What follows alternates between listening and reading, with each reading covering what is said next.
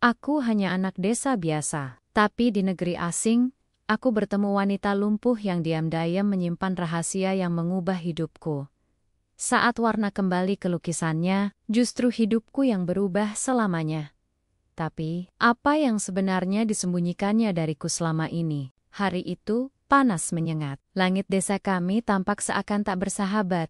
Biru pucat tanpa awan, seperti kosong. Seperti hatiku, aku duduk di atas dipan bambu reot, memandangi tanah pekarangan yang retok-retok akibat kemarau panjang. Ibu Matt di dapur, menjerang air yang tinggal setengah termos. Sementara itu, adik perempuanku Rini dan Sori sedang menyapu halaman yang tak lagi punya banyak daun. Sebagian besar pohon di belakang rumah bahkan sudah seperti kerangka, kering dan nyaris mati. Ayah meninggal setahun yang lalu karena serangan jantung mendadak. Kami tak pernah tahu kalau ia menyimpan rasa sakit di dada selama itu. Bahkan ketika ia masih sempat mencangkul ladang, pulang dengan tubuh penuh peluh dan wajah lelah. Tak pernah sekalipun ia mengeluh. Hari itu, ia jatuh di antara barisan jagung, tak pernah bangun lagi. Sejak saat itu, hidup kami seperti ditelan awan gelap. Tidak ada penghasilan tetap. Ladang sudah kami gadaikan untuk bayar utang rumah sakit. Motor tua satu-satunya sudah dijual untuk biaya sekolah adik-adik. Ibu mulai menjual jajanan pasar ke warung tetangga. Tapi itu hanya cukup untuk sekadar membeli beras dan garam. Aku, Joko, anak sulung dari keluarga sederhana ini, hanya bisa menatap semua itu dalam diam. Aku merasa gagal. Seharusnya aku bisa menggantikan ayah. Tapi, lulusan sekolah kejuruan sepertiku, sulit sekali mendapat pekerjaan di kota. Aku pernah coba kerja di pabrik, tapi hanya bertahan 3 bulan karena pemutusan hubungan kerja mendadak. Hingga suatu sore, seorang teman lamaku datang membawa kabar yang mengubah segalanya. "Koh, lo mau kerja ke luar negeri nggak?" tanya Wanto dengan mata berbinar. "Taiwan, gajinya lumayan. Bisa kirim ke keluarga tiap bulan." Aku menatapnya tanpa percaya. "Kerja apa?" "Asisten, perawatan. Nggak berat kok, ngerawat orang tua di rumah. Gue juga baru mau berangkat bulan depan." Kata-kata itu terus bergema di kepalaku sepanjang malam. Di kamar kecil berukuran 3 kali 3 meter itu, aku terbaring sambil menatap langit-langit rumah yang mulai lapuk. Di sebelahku, ibu tertidur lelah setelah seharian membuat kue cucur. Di ruang sebelah, Rini dan Sari tidur berpelukan, hanya diselimuti sarung tipis. Aku harus melakukan sesuatu. 2 minggu kemudian, aku resmi mendaftar lewat agen yang direkomendasikan Wanto. Prosesnya cepat, karena aku membawa dokumen lengkap. Setelah serangkaian tes kesehatan dan pelatihan singkat, aku menandatangani surat kontrak. Hatiku bergetar ketika tanda tanganku tercetak di kertas putih itu. Aku tahu, ini bukan sekadar pekerjaan. Ini adalah janji. Janji untuk membuat hidup ibu dan adik-adik lebih baik. Janji untuk tidak membiarkan kemiskinan terus menghancurkan keluarga kami. Hari keberangkatan tiba lebih cepat dari yang kupikirkan. Ibu berdiri mematung di depan rumah, mengenakan kerudung lusuh yang biasa ia pakai saat pergi ke pasar. Matanya sembab, bibirnya bergetar. Tapi ia tidak menangis. Ia hanya menatapku, seolah takut jika air matanya keluar, aku akan membatalkan semuanya. "Joko," bisiknya pelan, "jaga diri baik-baik di sana, nak. Jangan pernah lupa sholat. Kalau rindu rumah, kirim kabar. Dan, tolong, jangan berubah." Aku menggenggam tangannya, mengecup punggungnya yang kasar, karena kerja keras bertahun-tahun. "Ibu, aku nggak akan berubah. Aku janji. Aku pergi supaya bisa pulang sebagai lelaki yang lebih kuat." Rini dan Sari memelukku bergantian. Tangis mereka pecah tanpa bisa ditahan. Mereka masih terlalu kecil untuk mengerti sepenuhnya kenapa kakak mereka harus pergi sejauh itu. Tapi aku tahu mereka merasakan kehilangan. Langkahku menuju mobil travel yang akan mengantarku ke bandara seperti langkah menuju ujian hidup. Aku tidak tahu seperti apa Taiwan nanti. Aku tidak tahu siapa yang akan kutemui. pekerjaan seperti apa yang menantiku. Tapi yang ku tahu pasti, aku tidak punya pilihan lain selain terus maju. Di dalam pesawat, aku duduk di dekat jendela. Tas ransel hitam berisi pakaian, buku doa, dan foto keluarga kuletakkan di pangkuan. Di dalam saku baju, ada salinan kontrak kerja yang harus kutunjukkan di bandara tujuan nanti. Aku menatap keluar jendela. Di Bolik A1, aku tahu tanah kelahiranku mulai menjauh.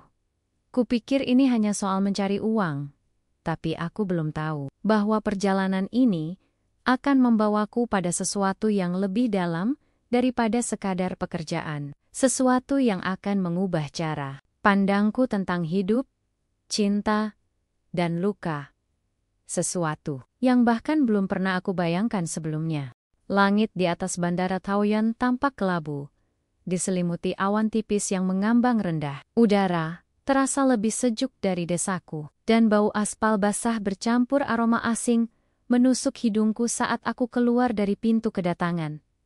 Semua terdengar sibuk, orang-orang berjalan cepat, berbicara dalam bahasa yang belum kupahami. Lampu-lampu neon dan tulisan berkarakter Mandarin terpampang di mana-mana. Untuk sesaat, aku merasa seperti titik kecil yang tercecer di tengah lautan tak dikenal. Aku menggenggam erat pegangan tas ranselku, mencoba menenangkan diri.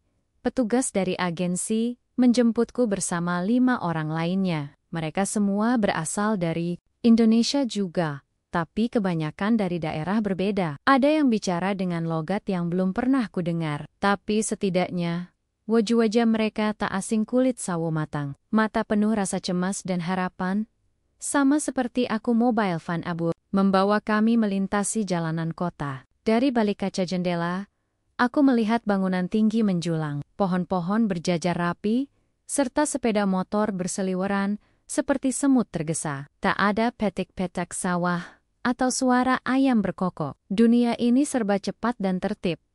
Setibanya di kantor cabang agensi, kami diberi arahan ulang dan daftar majikan yang akan kami tuju. Aku membaca namaku di selembar kertas.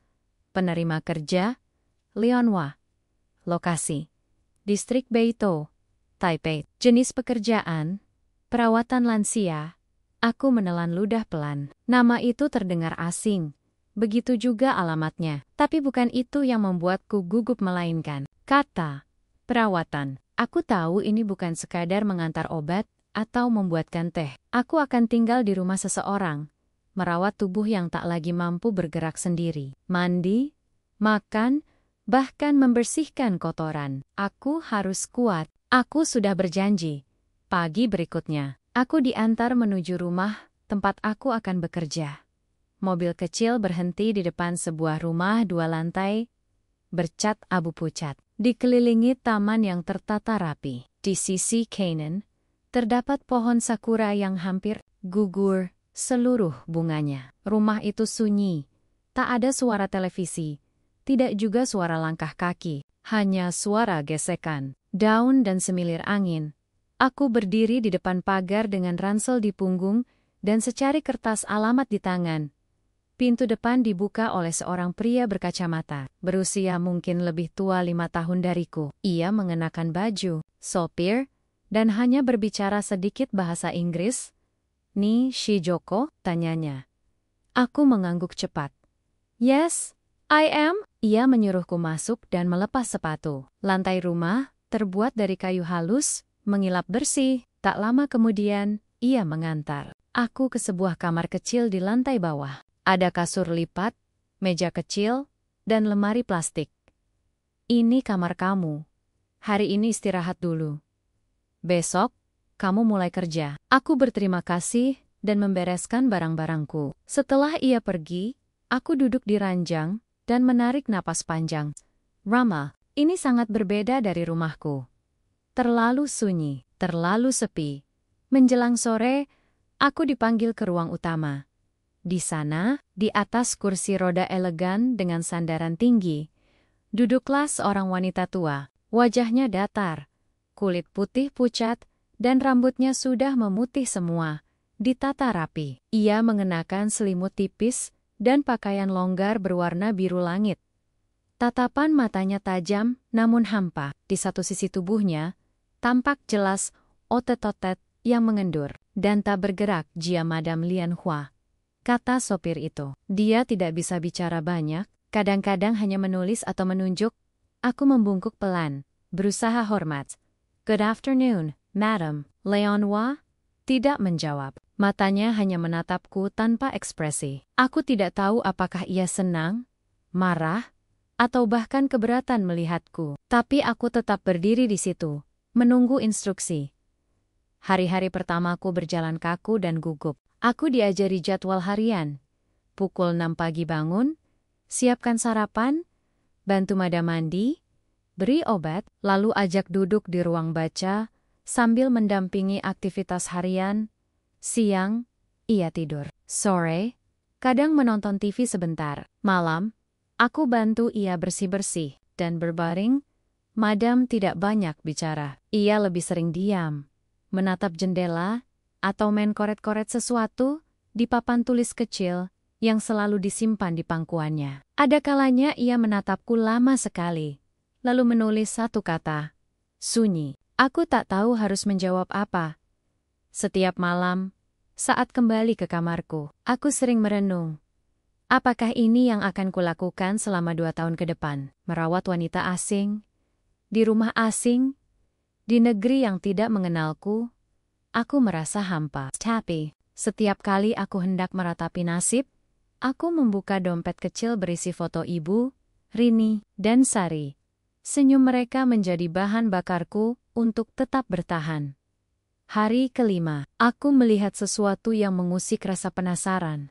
Saat menyapu lantai atas area, yang jarang kugapai karena semua aktivitas Madam dilakukan di bawah, aku menemukan sebuah pintu kayu tua dengan kunci besi di gagangnya. Di atasnya tertulis dalam huruf kecil yang nyaris pudar, ruangan pribadi, dilarang masuk. Aku merasa ada sesuatu di balik pintu itu, sesuatu yang tidak cocok dengan suasana dingin dan datar di rumah ini.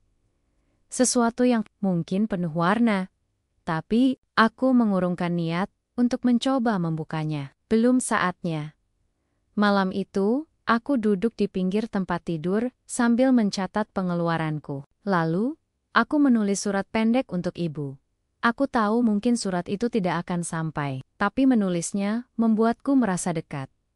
Ibu, Joko sudah sampai dengan selamat. Rumah majikan Joko besar, tapi sunyi. Majikannya tidak bisa berjalan, dan jarang bicara, tapi Joko akan belajar, untuk ibu, Rini dan Sari, mohon doanya selalu, ya Bu. Kertas itu kulipat dan kuselipkan di bawah bantal. Malam semakin larut. Di luar, hujan turun perlahan. Di kejauhan, kota Taipei berkilau seperti gugusan bintang di atas tanah. Aku menatap langit-langit kamar dan bergumam dalam hati. Entah berapa malam lagi, aku harus tidur di negeri ini. Tapi jika ini takdirku, maka aku akan jalani sampai akhir. Hari-hariku di rumah Leon Hua mulai memiliki pola yang bisa kutebak. Meski rutinitasnya tidak berubah, namun tantangan justru datang dari dalam diriku sendiri. Setiap hari, aku harus belajar mengendalikan rasa canggung, jijik, dan kadang pure asa. Pekerjaanku bukan hanya soal membereskan kamar atau menyiapkan makanan. Tugasku adalah merawat tubuh yang sudah tidak lagi mampu bicara, berjalan, bahkan sekadar mengangkat sendok sendiri. Tubuh Leon Wei mungkin masih hidup, tapi banyak bagian dari dirinya yang sudah lama diam, seperti mati rasa. Pagi dimulai pukul 5. Aku bangun sebelum alarm berbunyi, mandi cepat, lalu menyiapkan bubur beras dan teh hangat. Seperti yang diminta perawat pribadi yang sesekali datang ke rumah. Lalu aku membuka tirai kamar Madam, perlahan-lahan. Ia selalu duduk di kursi rodanya, menatap keluar jendela, seolah menanti sesuatu yang tak kunjung datang. Selamat pagi, Madam, kataku pelan. Tidak ada jawaban, hanya kedipan mata pelan. Itu isyarat bahwa ia sadar aku ada di ruangan. Aku membantunya mandi. Pertama kali melakukannya, tanganku gemetar. Tubuh Leon Hua terasa rapuh seperti kertas. Tulangnya menonjol, kulitnya dingin, Tapi yang membuatku tercekat adalah matanya.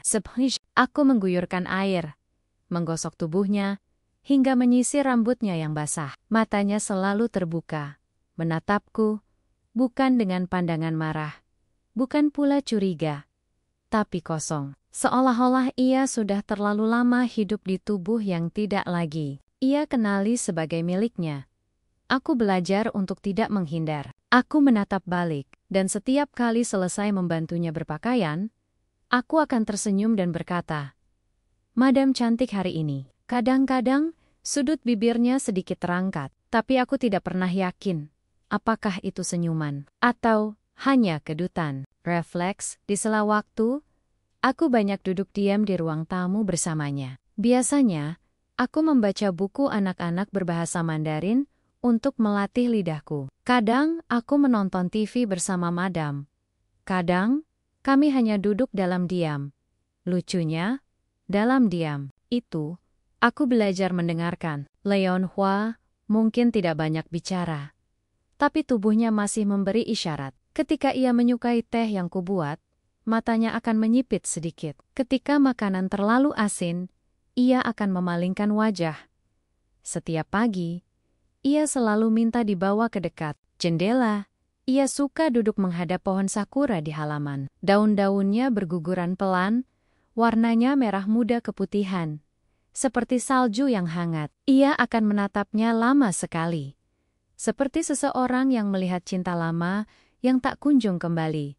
Suatu siang, saat membersihkan rak buku di ruang baca, aku menemukan album foto tua berdebu. Tanpa sadar, aku membukanya dan melihat potret-potret lawas. Ada seorang perempuan muda dalam balutan gaun panjang, tertawa di tepi danau. Senyumnya lebar, matanya bersinar terang. Itu Madam Leon Hua. Aku menoleh padanya yang sedang duduk tak jauh. Dari tempatku berdiri, matanya tertuju ke arahku dan ke arah album di tanganku. Aku buru-buru menutupnya. "Maaf, Madam. Saya tidak bermaksud lancang." Tapi tangannya perlahan bergerak. Ia menunjuk album itu, lalu menunjuk dirinya sendiri. "Aku, Smangorty." Ia mengizinkan. Bahkan, mungkin ia ingin aku tahu. Aku duduk di dekat kursi rodanya, membuka kembali lembar demi lembar foto. "Apa ini danau tempat Madam dulu suka melukis?" tanyaku. Tidak ada suara, tapi tangannya mengusap perlahan foto itu. Matanya tampak basah. Aku melihat foto-foto berikutnya. Ada yang memperlihatkan Leon Hua sedang melukis di taman, duduk bersama seorang pria berkacamata di bawah pohon. Lalu satu foto besar, studio lukis yang penuh warna. Studio itu yang kini terkunci di lantai atas. Aku menatapnya perlahan. "Apa itu ruangan Madam yang di atas?" Ia diam, lalu mengangguk lemah. Pertanyaan itu seperti membuka pintu yang lama tertutup. Namun, aku tidak berani bertanya lebih jauh. Hari berganti. Aku mulai lebih terbiasa dengan tugas-tugasku. Tanganku tak lagi gemetar saat membantu Leon Hua macan. Aku sudah hafal obat-obatan yang harus diminum pagi, siang, dan malam. Bahkan, aku mulai mengingat jam tidur siangnya secara alami, tanpa melihat jam dinding. Namun, semakin hari, hatiku mulai diliputi pertanyaan yang tak bisa kutepis.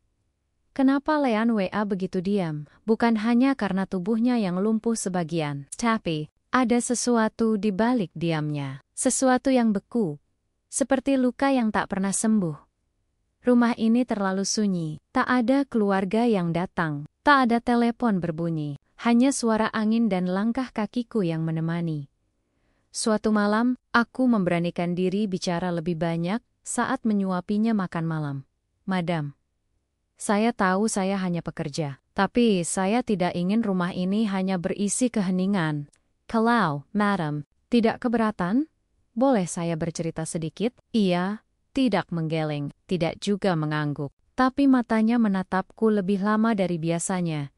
Maka aku mulai bicara tentang desaku, tentang ibu, tentang Rini yang suka menggambar bunga, tentang Sari yang takut ayam jago, tentang suara kodok di musim hujan, dan petir yang menggelegar seolah ingin membelah langit.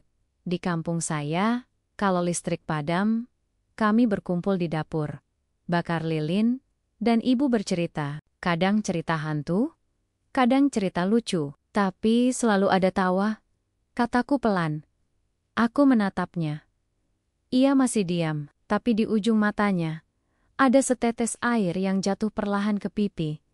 Aku terpaku. Untuk pertama kalinya, Leon Hua menangis. Dan untuk pertama kalinya pula, aku sadar bahwa tubuh yang diam itu masih menyimpan lautan perasaan yang mungkin selama ini tenggelam dalam kenangan, rasa sakit, dan penyesalan. Malam itu, aku tidak bisa tidur. Aku berdiri di balkon kecil kamarku, menatap langit Taipei yang temaram. Aku tahu, kehidupanku di sini tidak mudah, tapi aku mulai merasa bahwa tugasku bukan hanya menjaga tubuh madam.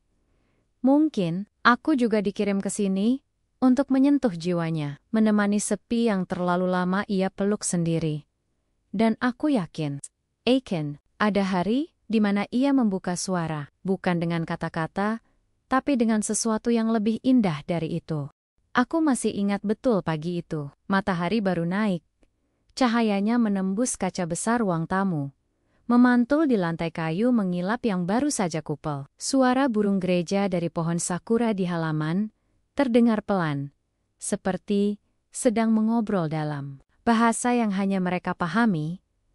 Aku sedang menyusun buku-buku lama di perpustakaan kecil milik Leon Hua, saat pandanganku kembali tertuju pada pintu kayu tua di ujung lorong lantai atas. Warnanya mulai memudar, dan di atas kusennya terpasang tulisan kecil yang sudah nyaris tak terbaca, Jing Bayo Jing. Aku tahu arti itu setelah bertanya diam-diam ke sopir rumah kurang.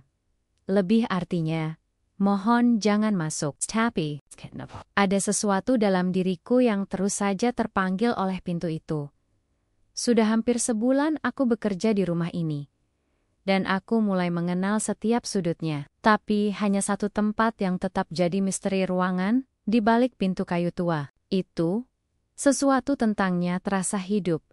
Seolah memanggil-manggil, dari balik diam. Seperti suara masa lalu yang belum selesai bercerita. Malam harinya, saat Leon Hua sudah tidur, dan sopir rumah keluar untuk membeli obat, aku berdiri lagi di depan pintu itu. Tanganku menyentuh gagang besi dingin. Tapi aku tak langsung memutarnya. Aku ragu, bukan takut, tapi merasa bersalah. Aku ingat pesan ibu dulu sebelum aku berangkat ke Taiwan. Jaga sikapmu, Jo. Sekalipun kamu jauh, tetaplah jadi anak yang tahu batas. Tapi rasa penasaran ini terus menghantui. Akhirnya aku turun lagi ke dapur, mengambil ember kecil berisi air untuk mengepel lantai atas. Itu alasan resmiku kalau ditanya, aku bisa bilang aku sedang bersih-bersih. Ketika aku menyapu pelan area depan pintu, tiba-tiba langkah seseorang menghentikanku. Joko. Aku menoleh cepat. Ternyata sopir rumah, Pak Luo, berdiri sambil menenteng plastik berisi obat. Matanya langsung tertuju pada pintu yang sedang aku pel. Wajahnya berubah. Itu, studio lama madam? Ucapnya dengan suara pelan, seolah takut. Didengar dinding rumah. Aku mengerutkan dahi. Pak Luo mendesah panjang. Ia menurunkan plastik obat ke meja terdekat, lalu duduk di tangga kayu. Dulu, sebelum kecelakaan, Madam Leon Hua adalah pelukis terkenal. Bukan cuma di Taiwan, bahkan sampai ke luar negeri. Lukisan-lukisannya pernah dipamerkan di galeri besar, tapi semuanya berhenti sejak kejadian itu. Aku tak berani menyela. Tahun lalu, saat dia sedang mengadakan kelas melukis di daerah pegunungan, mobilnya terpeleset masuk ke jurang kecil. Ia selamat, tapi tulang belakangnya rusak. Sejak itu, tubuh bagian kirinya lumpuh, dan tangan kanan utamanya, tangan yang biasa memegang kuas, tak lagi sekuat dulu. Aku diam membisu. Sejak kecelakaan itu, ia mengurung diri. Semua karya-karyanya ditutup, studio ini dikunci. Ia tidak pernah mau melihatnya lagi. Bahkan saat ada yang mau membeli lukisan-lukisan lamanya, ia menolak. Aku menatap pintu itu dengan perasaan yang berbeda sekarang. Bukan sekadar rasa penasaran, tapi juga rasa hormat dan iba. Mungkin dia masih menyimpan rasa sakit yang belum selesai, kata Pak Luo pelan. Keesokan harinya, saat aku membantu Madam menyuap sarapan, aku memberanikan diri bertanya, "Madam, studio, Madam yang di atas, apakah itu tempat Madam dulu biasa melukis?" Ia menghentikan kunyahannya, lalu pelan-pelan, ia menatapku. Sorot matanya tajam bukan marah, tapi lebih seperti luka lama yang terbuka kembali.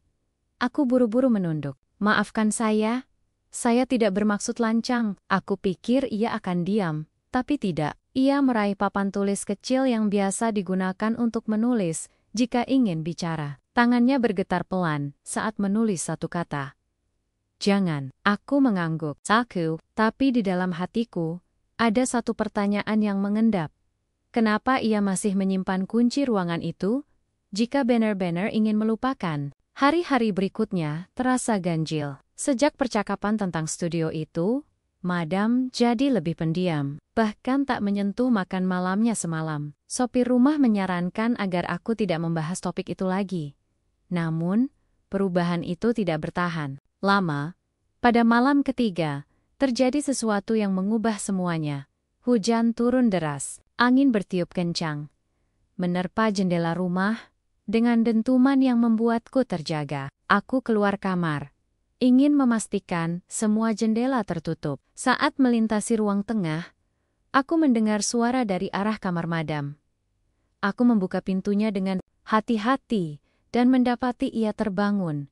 Tubuhnya gemetar hebat, wajahnya pucat pasi, matanya terbuka lebar seperti melihat sesuatu yang menakutkan. Napasnya memburu, tangan kanannya menggenggam selimut erat. "Madam," seruku panik. Aku menghampiri dan menggenggam tangannya. Ia menatapku, lalu menunjuk papan tulis di sebelah ranjang. Dengan tangan gemetar, ia menulis dua kata.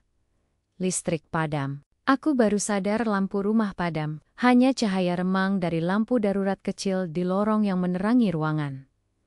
"Tak apa, Madam. Saya di sini," ujarku mencoba menenangkannya. Ia menggeleng keras, lalu menulis lagi. "Mimpi.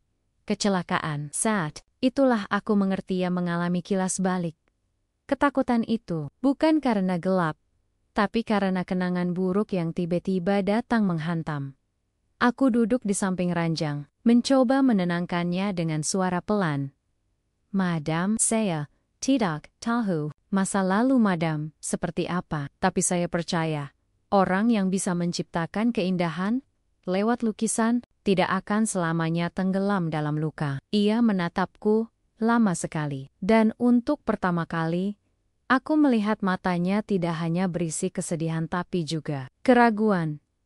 Seperti ada bagian kecil dari dirinya yang ingin percaya pada kata-kataku keesokan. Paginya, saat aku menyajikan teh, sesuatu yang tak kuduga terjadi. Lian Hua menunjuk tasku yang tergantung di rak. Aku mengambilnya. Ia menulis di papan tulis, kunci di laci meja dekat piano. Aku menatapnya. Tak percaya. Ia tak menatapku balik, hanya mengangguk sekali. Hatiku bergetar. Apakah ini berarti aku diperbolehkan masuk ke ruangan itu? Aku tidak bertanya, aku hanya berbalik, melangkah menuju piano tua di ruang tengah. Aku menemukan sebuah kunci besi tua, berukir inisial LH. Aku menggenggamnya erat. Pintu yang selama ini hanya bisa kupandangi, kini menunggu untuk dibuka. Tanganku gemetar saat memutar anak kunci yang sudah sedikit berkarat itu. Bunyi klik kecil terdengar pelan, tapi cukup membuat jantungku berdegup lebih cepat. Pintu yang selama ini hanya kulihat dari kejauhan akhirnya terbuka. Aroma lembab, bercampur wangi cat kering dan kayu tua, langsung menyergap begitu daun pintu terbuka perlahan. Cahaya matahari dari jendela besar di sisi barat menembus tirai tipis, menerangi ruangan dengan lembut. Debu tipis beterbangan di udara, memantulkan cahaya seperti butiran cahaya kecil yang menari-nari di udara. Aku melangkah masuk. Ruangan itu lebih besar dari yang kuduga. Lantainya kayu, dindingnya dipenuhi rak berisi kanvas, tabung cat, kuas, dan berbagai peralatan seni lainnya. Di tengah ruangan berdiri sebuah meja besar dengan permukaan penuh noda cat dan coretan. Di sebelahnya, ada kuda-kuda tua masih berdiri, masih menunggu goresan kuas yang entah kapan terakhir kali menyentuhnya. Semua seperti membeku dalam waktu. Seolah waktu berhenti sejak hari terakhir Leon Hua melukis di sini. Aku berjalan pelan, menyentuh meja kerja itu. Di sudutnya, ada segumpal kain penutup. Sot Kwang Chat, ternyata di bawahnya, tergeletak satu lukisan setengah jadi. Skumbar si gadis muda berdiri di tengah lapangan bunga, dengan mata yang menatap ke arah matahari. Warna-warnanya memudar, tapi ada kehidupan di dalamnya. Sesuatu yang membuatku terdiam lama. Kemudian aku menemukan tumpukan album dan kotak surat di sudut ruangan. Rasa penasaran membawaku duduk dan membuka satu persatu foto-foto lama. Bonhak Sekole, ada Leon Hua muda, dengan rambut panjang, mengenakan gaun sederhana, tersenyum lebar bersama teman-temannya. Ada foto dia di galeri pameran, berdiri di samping lukisan-lukisan karyanya. Tapi dari semua foto itu, satu yang paling menarik perhatianku. Foto Leon Hua bersama seorang pria. Mereka berdiri berdekatan di tepi pantai, tertawa. Tangan pria itu melingkari pinggangnya dengan hangat. Di balik foto itu, tertulis dengan spidol hitam, "Di hari aku percaya, cinta bisa menyembuhkan segalanya." Namanya tidak tertulis. Tapi dari semua foto yang kulihat, pria itu muncul berulang kali. Di studio, di taman, di galeri, selalu di sisi Leon Hua. Dan dalam semua itu, Leon Hua terlihat hidup. Aku membuka kotak surat di sebelahnya. Di dalamnya ada puluhan surat yang telah menguning. Semua bertuliskan tangan, berbahasa Mandarin. Sebagian bisa kupahami, sebagian lagi hanya kuterka dari konteks, namun yang paling menggetarkan adalah satu amplop yang belum terbuka. Tanggal di ujungnya menunjuk pada hari yang sama saat Leon Hua mengalami kecelakaan. Aku menahan napas. Isi surat ini? Kenapa belum pernah dibuka? Kupandangi surat itu lama sekali. Tapi aku tidak berani membuka isinya. Itu bukan milikku. Itu adalah masa lalu yang belum selesai. Bukan untuk diusik, melainkan untuk dimengerti. Malam harinya, aku memberanikan diri membawa satu lukisan ke kamar Leon Hua. Lukisan gadis kecil yang menatap matahari. Aku meletakkannya di atas meja kecil di sebelah ranjangnya, tanpa berkata apa-apa. Ia menatap lukisan itu, lalu matanya membesar. Tangannya terangkat pelan, bergetar saat menyentuh sisi kanvas. Butuh waktu beberapa menit sebelum ia menoleh padaku. Mata kami bertemu, dan di sanalah aku melihatnya rasa takut, rindu, dan kerinduan yang selama ini tersembunyi di balik diamnya. Aku duduk di kursi di samping ranjang. Saya temukan ini di studio.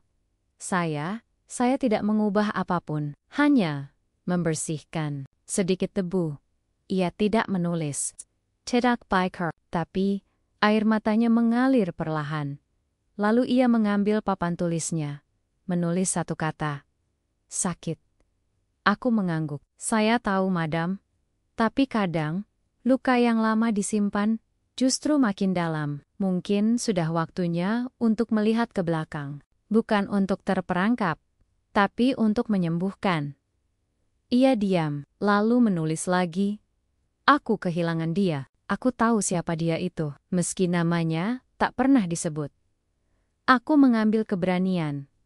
Saya lihat banyak foto Madam bersama seseorang. Saya tak tahu apa yang terjadi.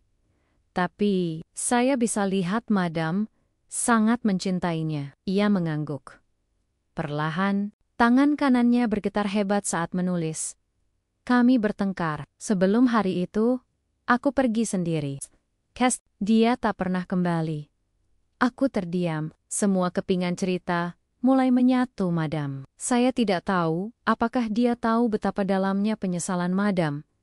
Tapi saya percaya, orang yang mencintai dengan tulus tidak akan pernah benar-benar pergi.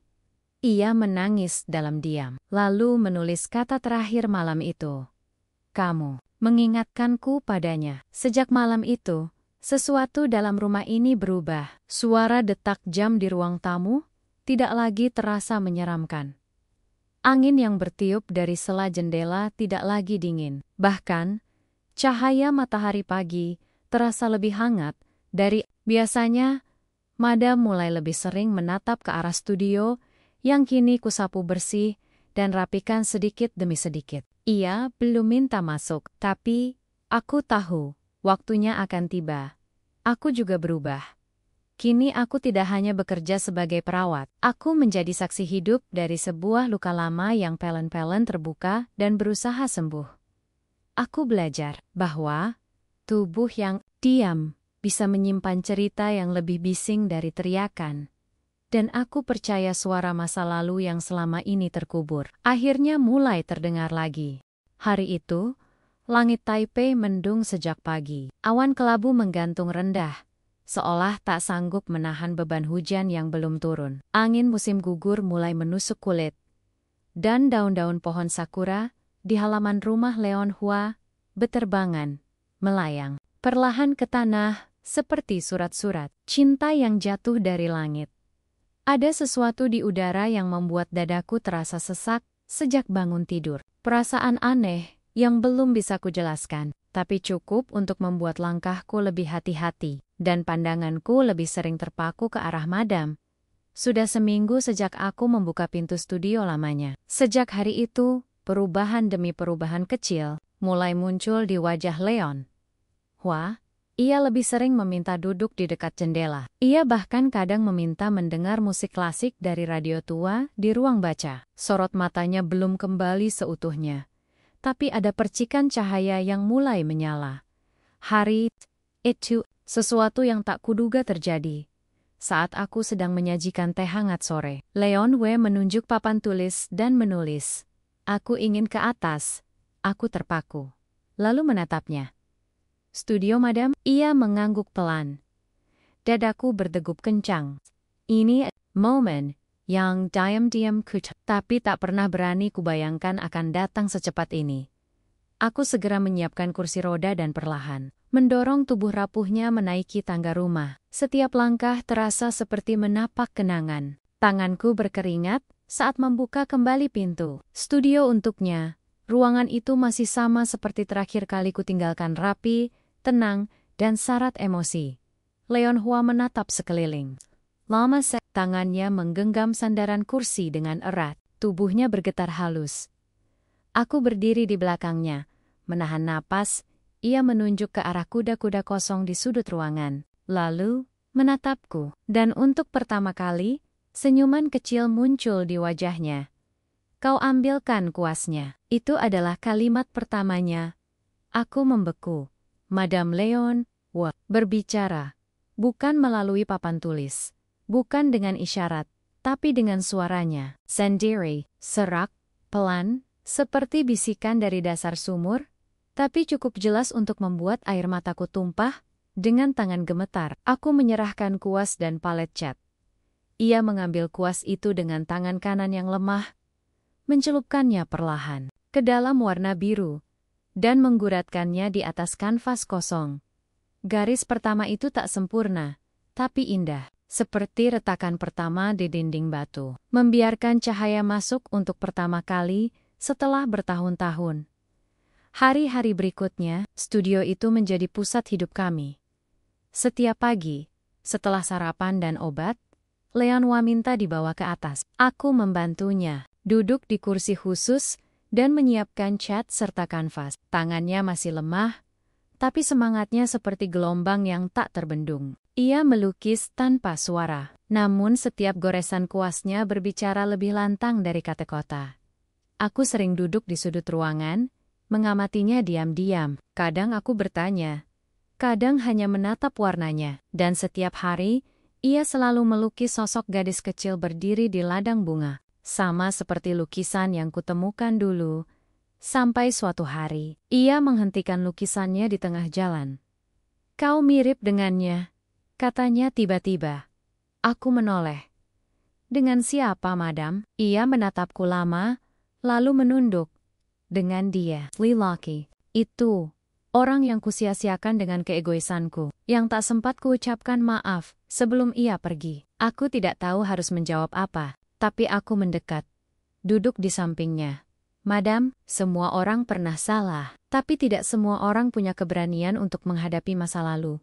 Ia menggeleng pelan. Aku tak layak bahagia.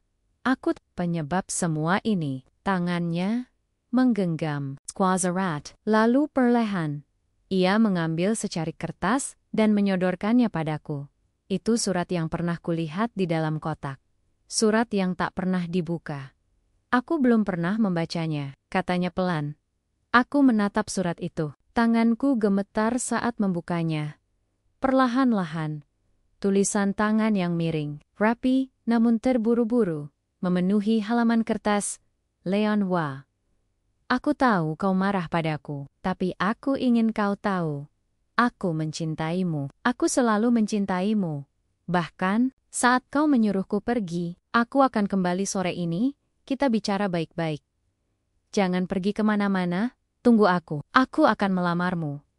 Kali ini aku yakin, aku ingin membangun hidup bersamamu. Linjie tangisku pecah. Leon Hua menutup wajahnya. Dengan kedua tangan, tubuhnya berguncang hebat. Ia mengerang pelan, seperti luka yang terbuka kembali setelah lama membatu. Dia mencintaiku, bisiknya, tapi aku tak pernah sempat meminta maaf. Aku menggenggam tangannya, madam. Dia mungkin sudah pergi, tapi cinta seperti itu tidak pernah benar-benar mati. Dan madam masih bisa menciptakan sesuatu yang berarti untuk mengenangnya. Ia menatapku dalam-dalam. Air mata mengalir di pipinya. Malam itu, listrik padam tiba-tiba. Angin berhembus kencang dari luar. Petir menyambar langit seperti membelah malam. Aku berlari ke kamar madam dengan senter di tangan. Ia terjaga. Wajahnya pucat, tubuhnya menggigil. Aku menyalakan lilin dan duduk di samping ranjangnya. Saya di sini, madam. Tak apa, ia menatapku dengan mata yang tak sekosong dulu. Kali ini, matanya penuh hidup. Joko, katanya pelan. Terima kasih, aku tersenyum. Untuk apa?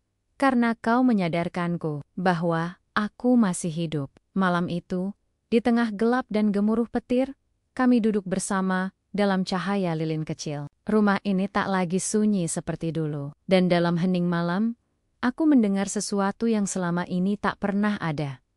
Suara Leon Hua. Bukan sekadar kata-kata, tapi suara hatinya. Suara dari masa lalu, yang akhirnya menemukan jalan pulang. Sejak malam itu malam, ketika suara Leon Hua akhirnya kembali terdengar, semuanya berubah. Bukan secara ajaib, bukan juga secepat membalik telapak tangan, tapi perlahan. Seperti matahari pagi yang naik di balik kabut, tidak menyilaukan, tapi cukup hangat untuk membangunkan. Hari-hari kami kini dipenuhi warna. Secara harfiah, studio di lantai atas kembali hidup. Setiap pagi, Leon Hua minta didorong ke sana. Tangannya masih lemah, tapi ia tak peduli. Ia melukis dengan segala keterbatasannya. Bahkan, saat tubuhnya gemetar, ia tetap menggurat garis. Setiap tarikan kuasnya, seperti perlawanan terhadap rasa sakit yang lama membungkam. Aku membantu semampuku, mencampur warna, membersihkan kuas, menyiapkan kanvas, tapi selebihnya, aku hanya mengamati dan belajar dari seorang wanita yang pernah merasa hidupnya selesai. Aku belajar tentang keberanian. Dari setiap goresan yang keluar dari tangannya, aku belajar tentang luka yang bisa sembuh. Spila Deburi. Kesempatan. Suatu siang, saat kami sedang mengecat langit biru untuk lukisan bunga liar, Leon Hua menatapku dan berkata pelan, "Aku ingin mengadakan pameran." Aku berhenti mencampur warna. Menatapnya tak percaya, madam. Pameran. Ia mengangguk. Karya yang selama ini ku tinggalkan, dan lukisan-lukisan baru yang kita buat bersama. Aku ingin menunjukkannya sebelum semuanya terlambat. Aku ingin bertanya apa maksudnya terlambat, tapi tak kuucapkan. Dulu, lanjutnya, aku melukis untuk pujian. Untuk nama. Tapi sekarang, aku hanya ingin melukis untuk menyampaikan sesuatu. Untuk mereka yang pernah hilang arah. Aku ingin mereka tahu bahwa warna tidak pernah benar-benar mati. Aku tak bisa berkata-kata. Kami mulai bersiap. Aku menghubungi galeri kecil tempat dulu Leon Hua pernah memamerkan lukisannya. Butuh waktu untuk meyakinkan mereka bahwa ia siap kembali. Tapi saat kurimkan foto-foto lukisan barunya, balasan langsung datang. Kami siap membuka ruang kapanpun Madam Leon Hua butuh. Namun, ketika semuanya tampak berjalan baik, badai datang dari arah yang tak kusangka. Suatu pagi, sopir rumah, Pak Luo, masuk ke ruang makan dengan wajah cemas. Ia menyerahkan ponsel padaku. Di layar terpampang sebuah artikel online berbahasa Mandarin dengan judul besar, Kembalinya Leon Hua, Simpati atau Sensasi. Artikel itu mempertanyakan keputusan Leon Hua untuk kembali melukis, menyoroti masa lalunya, dan menyebut kedekatannya denganku seorang tenaga kerja asing muda sebagai sesuatu yang tidak wajar. Aku menatap layar itu dengan perasaan campur aduk, marah, bingung, terhina. Tapi lebih dari itu, aku khawatir. Pada reaksi Madam, ia sedang duduk di ruang tamu, membaca buku kecil. Aku menatap wajahnya lama sebelum akhirnya mendekat Madam. Ada artikel tentang Anda. Saya kira Madam perlu tahu. Ia mengambil ponsel dari tanganku, membacanya pelan. Wajahnya tidak menunjukkan banyak ekspresi. Tapi aku tahu, hatinya remuk. Setelah selesai membaca, ia hanya mengembalikan ponsel itu tanpa berkata apa-apa. Aku duduk di sampingnya. Madam, mereka tidak tahu apa yang sudah Anda lewati. Mereka hanya tahu kulitnya. Ia menarik napas dalam. Mereka akan selalu bicara. Ujarnya pelan. Mereka bicara saat aku di puncak. Mereka bicara saat aku jatuh. Dan sekarang, mereka bicara saat aku mencoba bangkit. Aku menunduk. Saya bisa pergi, kalau itu membuat Madam lebih nyaman. Tidak, katanya. Cepat, matanya menatapku. Jangan kemana-mana, Joko. Itulah kali pertama ia menyebut namaku langsung. Dan dalam nada yang begitu kuat, ia menggenggam tanganku. Jangan biarkan mereka menghapus warna yang sudah kita ciptakan bersama. Namun, badai tak hanya datang. Starry Media, keluarga jauh Leon, yang selama ini tak pernah muncul tiba-tiba, datang berbandong-bandong ke rumah. Sepupunya, 2 keponakan, dan seorang pengacara. Mereka datang dengan raut prihatin, tapi kata-kata mereka tajam. Apa yang ibu lakukan? Memamerkan diri dengan seorang pekerja muda? Apa ini tidak mempermalukan keluarga? Kalau Anda tidak bisa berpikir jernih, maka biar kami yang putuskan. Kami bisa minta hak kurator atas karya Anda. Dan kami punya surat kuasa dari dulu. Aku berdiri. Darahku mendidih. Madam berhak menentukan hidupnya sendiri. Pengacara itu menatapku tajam. Dan Anda, siapa Anda? Seorang TKI yang tiba-tiba merasa punya tempat di hidupnya? Anda tidak tahu apa-apa. Sebelum aku sempat membalas, Leon Wo mengangkat tangannya. Cukup. Suaranya bergetar, tapi tegas. Kalian tidak muncul selama bertahun-tahun. Kalian hanya datang saat ada yang bisa diambil. Aku tidak butuh simpati palsu, dan Joko, hanya pekerja. Dia orang yang menyelamatkanku. Kalian tidak pernah datang saat aku hampir mati, tapi dia ada di sana. Semua terdiam. Aku hanya bisa menunduk, menggenggam tangan Madam erat. Sepulangnya mereka, aku tahu, luka lama Leon Hua terbuka kembali, tapi tidak seperti dulu. Kali ini ia tidak menutup diri. Ia memintaku membantunya menyusun lukisan untuk pameran. Ia memilih sendiri karya-karya yang akan dibawa, termasuk lukisan terakhir lukisan tentang Lin Jie. Pria yang tak sempat kembali, saya yakin dia akan bangga, kataku saat melihat lukisan itu. Ia menatapku dengan mata penuh air. Mungkin, aku tak bisa kembali ke masa lalu, tapi aku bisa membuat masa depan yang tak membuatku menyesal. Dan disinilah kami sekarang. Studio kecil di Taipei yang dulu diam, kini hidup kembali. Orang-orang datang dan pergi untuk melihat lukisan yang tak hanya menampilkan warna, tapi juga kisah. Kisah tentang jatuh, kehilangan, kesepian, dan bangkit. Dan aku, Joko, seorang anak desa yang datang ke Taiwan, hanya ingin melunasi utang keluarga, justru menemukan lebih dari sekadar pekerjaan. Aku menemukan arti kehidupan dan cinta yang tumbuh dari luka, tapi hidup karena harapan. Hari pameran akhirnya tiba. Sinar matahari pagi menyapu permukaan kota Taipei, memantulkan cahaya ke jendela galeri tempat karya-karya Leon Hua akan dipamerkan. Di dalamnya, aku berdiri memandangi setiap lukisan yang terpajang, lukisan yang kami siapkan selama berbulan-bulan. Warna-warna lembut, sapuan kuas yang rapuh tapi jujur, dan tema-tema yang menyuarakan luka serta penyembuhan.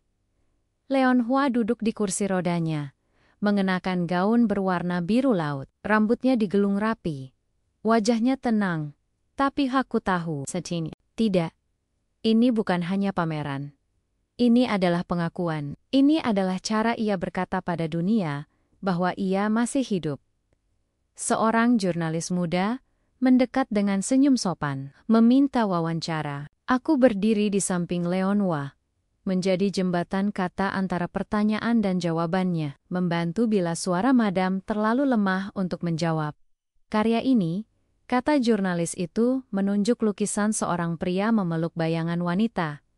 Apa inspirasinya? Leon Hua tersenyum pelan. Penyesalan? Penyesalan yang tak sempat ditebus, ujarnya. Tapi, juga harapan yang belum mati. Aku menunduk pelan. Suaranya, meski pelan, menyuarakan lebih dari 1000 kalimat. Namun tak, semua yang datang hari itu membawa niat baik di tengah kerumunan. Aku melihat wajah yang tak asing sepupu Leon Hua dan pengacaranya. Wajah mereka datar. Tatapan mereka seperti menusuk ke arahku. Dan saat pembukaan pameran selesai, mereka mendekati kami dengan sikap yang terlalu manis untuk bisa dipercaya. Kami ingin bicara sebentar. Secara pribadi, ujar si pengacara. Leon Hua mengangguk. Aku mendorong kursi rodanya ke ruangan belakang galeri, tempat yang disediakan untuk tamu dan seniman beristirahat. Di dalam ruangan itu, mereka duduk berseberangan. Aku berdiri di samping, menjaga jarak, tapi dari sorot mata mereka, aku tahu, ini bukan kunjungan biasa Madam Lian Hua, kata si sepupu. Kami menghargai keberanian Anda hari ini. Tapi kami juga perlu menjaga nama baik keluarga. Li Hua mengangkat alis. Nama baik? Iya. Kami sudah mendengar kabar soal kedekatan Anda dengan pekerja Anda. Katanya melirik ke arahku, dan kami kira itu akan menjadi beban citra bagi nama keluarga. Juga terhadap yayasan seni yang pernah Anda dirikan. Leon Hua tertawa kecil. Yayasan itu berdiri karena kerja kerasku. Aku membangunnya dengan tanganku. Sebelum mereka lumpuh, dan selama kalian semua menghilang, siapa yang peduli padaku? Pengacara itu ikut bicara, tapi tetap saja, ada batas-batas yang tak seharusnya dilanggar, Madam, seorang TKI. Tak bisa jadi bagian dari hidup Anda. Bagian dari hidupku, Leon Hua mengulang dengan nada getir. Dia bukan hanya bagian dari hidupku. Dia yang menyelamatkanku. Jauh sebelum kalian muncul kembali, hanya karena melihatku muncul di berita. Aku menahan napas. Tapi dalam hatiku, amarah dan rasa takut mulai bercampur. Kalau begitu, ucap si sepupu dengan suara datar, kami akan mengambil langkah hukum. Jika Anda tak menyerahkan lukisan-lukisan itu pada kurator yang kami tunjuk, kami akan menyatakan Anda tidak stabil secara mental. Dan Anda tahu artinya. Setelah mereka pergi, Leon Hua terdiam lama. Wajahnya pucat, tangannya gemetar. Aku berjongkok di depannya, menggenggam jemarinya yang dingin. Mereka tidak akan menyentuh lukisan-lukisan itu, Madam. Saya janji. Ia menggeleng pelan. Aku lelah, Joko. Aku lelah melawan. Aku hanya ingin melukis, menyampaikan pesan. Tapi bahkan itu pun, mereka ingin ambil. Aku menatapnya. Madam, dunia tidak selalu adil, tapi bukan berarti kita harus menyerah. Ia menatapku dengan mata yang mulai berkaca. Aku takut mereka akan mencabut semua yang kubangun, menyebutku gila, mengirimku ke tempat perawatan, hanya agar mereka bisa ambil nama dan warisan ini. Suara hatiku mencelos. Tak pernah terpikir sebelumnya bahwa cinta yang tumbuh dari luka bisa diuji. Sekejam ini, 2 hari kemudian, surat resmi dari pengadilan tiba. Isi surat itu jelas. Permintaan pemeriksaan kejiwaan atas Leon Hua. Berdasarkan laporan pihak keluarga bahwa ia mengalami delusi dan tidak dalam kondisi stabil untuk mengambil keputusan hukum. Aku marah, ingin menghancurkan apa saja. Tapi lebih dari itu, aku cemas bahwa mereka benar-benar bisa menyeretnya keluar dari hidup yang baru saja ia bangun kembali. Sore itu, saat hujan turun deras, aku berdiri di ambang pintu kamarnya, membawa segelas teh hangat. Leon Hua duduk membelakangi jendela. Tubuhnya terlihat lebih kecil, lebih rapuh, tangannya memegang kuas, tapi tak bergerak.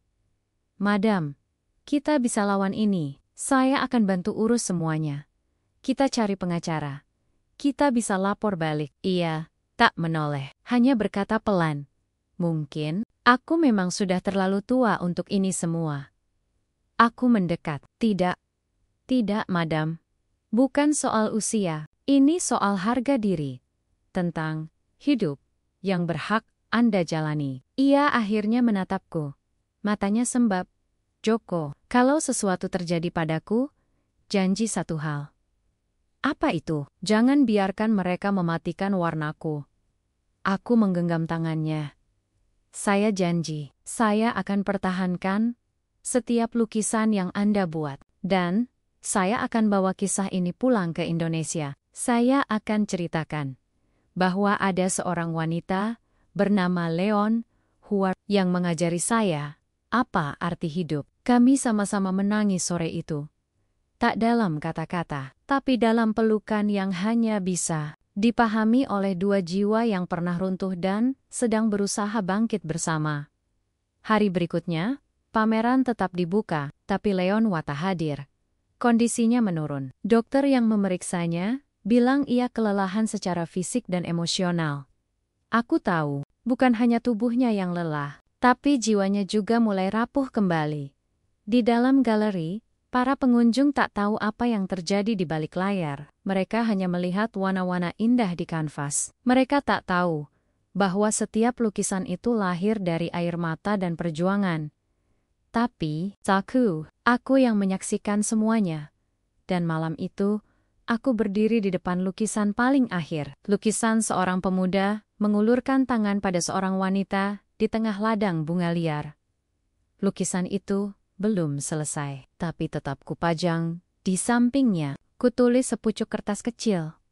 Dia belum selesai melukis, tapi lukisannya telah menyelamatkan seseorang.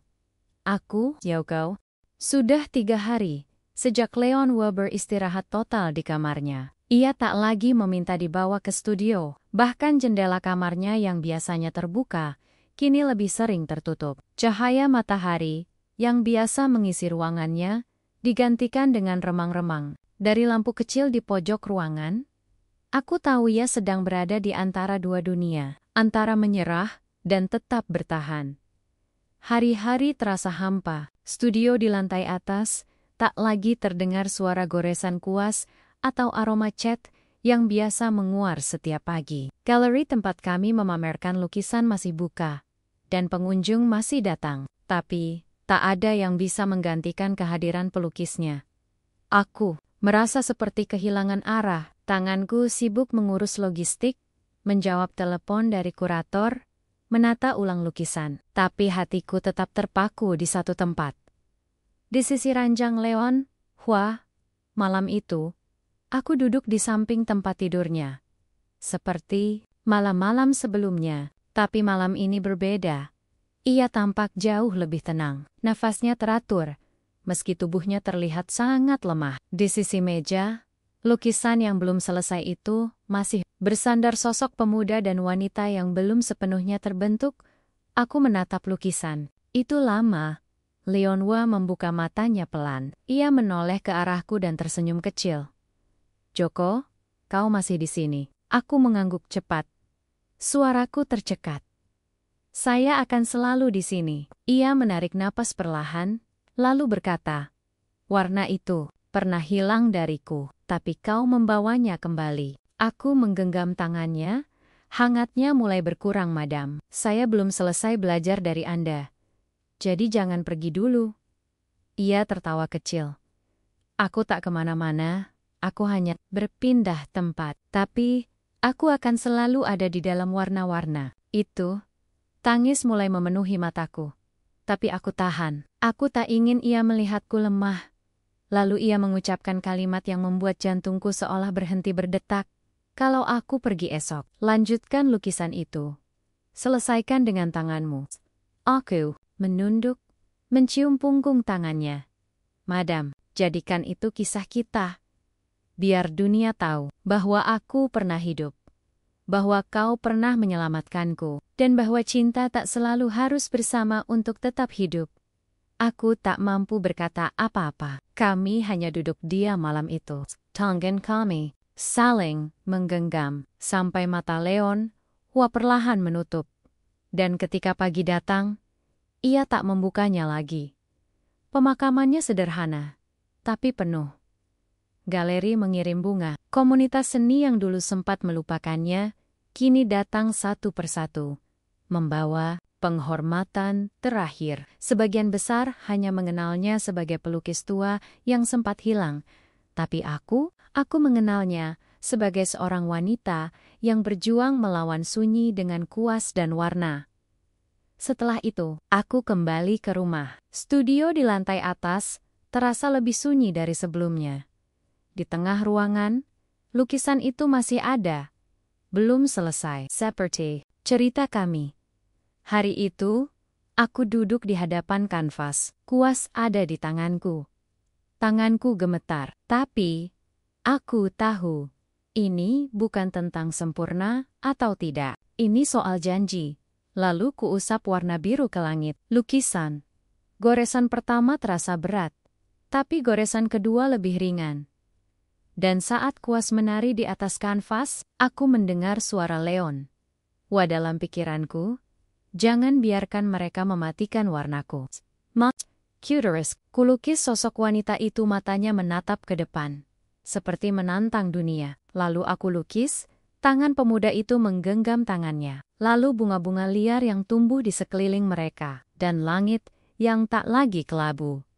Lukisan itu selesai 2 minggu kemudian, kukirimkan ke galeri. Mereka menyambutnya dengan terharu, dan memajangnya di tengah ruangan, dengan satu tulisan di bawahnya, warna yang tak pernah padam, oleh Leonhua dan Joko hari-hari berlalu. Surat panggilan pengadilan yang diajukan keluarga Leonhua ditarik. Mungkin karena tekanan publik, atau mungkin karena mereka tak lagi punya alasan setelah melihat betapa besarnya cinta masyarakat pada karya Leonhua. Aku diberi pilihan untuk tinggal di Taiwan lebih lama, tapi hati kecilku berkata, sudah waktunya pulang. Aku mengemas semua kenangan dalam koper tua, lukisan kecil dari Leonhua, sketsa yang ia buat untukku, dan catatan yang pernah kami tulis bersama. Hari terakhir di rumah itu, aku berdiri di depan studio, mengusap kusen pintu. Terima kasih, Madam, telah membiarkanku masuk ke dalam duniamu. Lalu aku menutup pintu itu perlahan. Bukan untuk selamanya, tapi untuk menyimpan kenangan, agar tak hilang. Bandara Taipei pagi itu sunyi. Tiket kembali ke Indonesia sudah di tanganku. Di ruang tunggu, aku menatap langit lewat kaca besar. Dan di sana, dalam langit yang cerah, aku melihatnya bukan sosok, tapi perasaan-perasaan. Bahwa aku tak lagi sama seperti saat pertama kali datang. Aku bukan lagi anak desa yang hanya ingin melunasi utang. Aku kini lelaki yang pernah mencintai dalam diam, yang belajar menyembuhkan, dan yang kini tahu bahwa warna sejati bukan yang dilihat mata, tapi yang hidup di hati. Langit kampungku sore itu berwarna jingga pucat, seperti sapuan cat lembut di akhir lukisan. Jalan tanah yang berkelok di antara sawah, menghantarku kembali ke rumah kecil kami, rumah yang dulu menjadi alasan kepergianku, dan kini menjadi tempat aku pulang membawa kisah yang tak seorang pun sangka. Ibuku menyambutku dengan pelukan erat yang lama tak kurasakan. Matanya penuh haru. Dua adik perempuanku menangis sambil tertawa, tak percaya bahwa kakaknya benar-benar berdiri di depan mereka. Tak ada lagi hutang yang menjerat, tak ada lagi tangis kelaparan. Aku datang membawa sesuatu lebih besar, dari uang aku datang membawa harapan. Tapi mereka tak tahu, di balik senyumku, ada sebuah lubang yang tak bisa ditutup dengan apapun. Lubang itu bernama Leon Hua.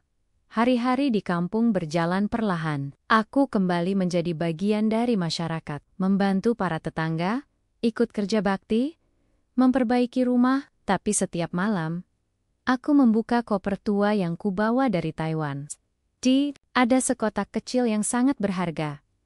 Lukisan kecil Leon Hua, sebuah ladang bunga liar, di bawah langit biru. Di tengahnya, seorang wanita berdiri memunggungi penonton, rambutnya tergerai, dan angin meniup gaunnya ke arah kanan. Di belakangnya, kabut perlahan menyibak, memperlihatkan gunung di kejauhan. Itu lukisan terakhir yang ia berikan padaku. Di balik kanvasnya, ada tulisan tangannya yang rapuh, tapi indah. Untuk Joko, terima kasih sudah mewarnai hariku yang kelabu. Leon Hua, setiap kali ku baca kalimat itu, dadaku sesak. Tapi perlahan, kesedihan itu berubah menjadi energi. Sebuah dorongan untuk melakukan sesuatu. Maka aku mulai melukis. Bukan karena aku ingin menjadi pelukis, tapi karena aku ingin menjaga janji. Aku meminjam dinding belakang rumah. Kututup dengan kanvas besar yang kubuat dari lembaran kain goni. Kuikat dengan kayu bekas jendela lama. Dan di sana, di bawah sinar matahari pagi yang hangat, aku mulai mengguratkan warna. Awalnya hanya semburat jingga, lalu biru pucat, lalu hijau rumput, dan kemudian, satu persatu wajah-wajah mulai muncul. Anak-anak desa, ibu yang sedang menjemur pakaian, lelaki tua yang membawa sapi, hidup sehari-hari yang sederhana, tapi penuh makna. Tetangga mulai berdatangan. Joko, kau belajar di mana melukis begini? Aku tersenyum. Dari seorang wanita yang tak pernah berhenti melawan luka. Kabar itu menyebar. Awalnya hanya anak-anak kampung yang ikut mencoret dinding kecil di samping rumah. Lalu, para remaja, beberapa minggu kemudian, kepala dusun, datang menawari dinding balai desa untuk diisi lukisan. Aku menyanggupi, tapi kali ini, aku tak melukis sendiri. Aku mengajak anak mereka membawa kuas, cat sisa dari rumah, dan senyum yang belum pernah kulihat sebelumnya. Dan, di tengga-tengga mereka, aku bercerita tentang Leon Hua, tentang warna, dan tentang bagaimana satu tangan yang menggenggam bisa menarik seseorang keluar dari kegelapan. Cerita itu bukan untuk membuat mereka bersedih, tapi untuk mengajarkan bahwa di balik luka, selalu ada kemungkinan untuk sembuh. Dan bahwa cinta bisa tetap hidup, bahkan setelah yang dicintai pergi. Suatu pagi, aku mendapat surat dari galeri di Taipei. Mereka mengabarkan bahwa lukisan warna yang tak pernah pada mendapatkan penghargaan sebagai lukisan paling menginspirasi 2025 ini. Mereka mengirimkan medali perunggu dan undangan jika aku ingin kembali ke Taiwan. Aku menatap surat itu lama, tapi hatiku tahu jawabannya. Taiwan adalah bagian dari perjalananku, tapi tempatku kini ada di sini. Bersama ibu, bersama adik-adikku, bersama dinding-dinding yang bisa diisi warna, dan anak-anak yang belum tahu bahwa dunia kadang kejam, tapi bisa dijinakkan dengan ketulusan. 1 tahun berlalu sejak kepergian Leon Hua. Hari itu, aku berdiri di bukit kecil di belakang rumah, memandangi hamparan sawah yang hijau. Di tanganku, ku pegang kuas terakhir yang pernah digunakan Leon Hua. Kuas itu sudah tua, gagangnya retak, tapi tetap menyimpan kenangan. Aku mulai mengguratkan sesuatu di buku sketsa, bukan lukisan, tapi kata-kata.